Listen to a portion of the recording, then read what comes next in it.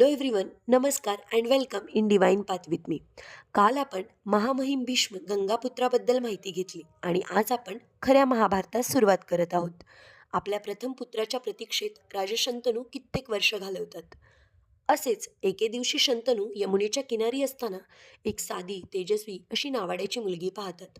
ते तिला पाहून तिच्या प्रेमात पडतात. ती स्त्री म्हणजेच सत्यवती. राजा शंतनू तिच्यावर झालेल्या निस्वार्थ प्रेमामुळे तिला विवाहाबद्दलची मागणी घालतात. मात्र सत्यवती आपल्या वडिलांनी सांगितलेली अट राजास सांगते. ती अट अशी की राजा शंतनूस व सत्यवतीस जो पुत्र प्राप्त होईल तोच पुत्र हस्तिनापूरचा राजा होईल. हे ऐकल्यानंतर गंगापुत्र भीष्म हा राजा शंतनूचा प्रथम पुत्र व तोच हस्तिनापूरच्या सिंहासनचा ज्येष्ठ. ह्या कारणानं राजा शंतनू ही अट अस्वीकार करतात. जेव्हा भीष्म हे गोष्ट जाणतो तेव्हा वडिलांच्या व सत्यवतीच्या झालेल्या विरहामुळे तो मी आयुष्यभर विवाह करणार नाही व सिंहासनाचा दावा सोडतो अशी गंगेकिनारी प्रतिज्ञा करतो. ह्यावर राजा शंतनू भीष्मास इच्छामृत्यू प्राप्त होईल असे वरदान देतात.